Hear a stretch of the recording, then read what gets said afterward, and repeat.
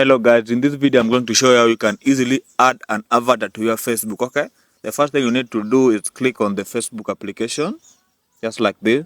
Then you need to click on the profile picture. Kindly remember to like this video if you find it useful. Let us continue. Then click on settings. Under settings and privacy, click on settings. Then you want to click on Meta Account Center.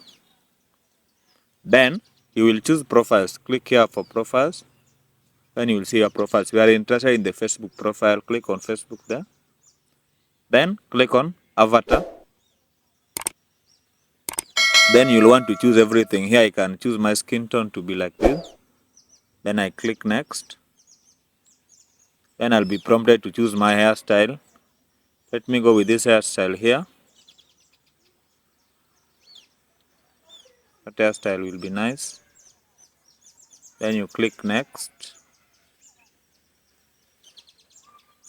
Then hair color. Okay, let me just choose let me leave it like that. Then body. Okay, let me leave that like that. I think that is okay. You must choose things that really match your personality, okay? Then outfit, let me go, I love suits. Let me go with the suits.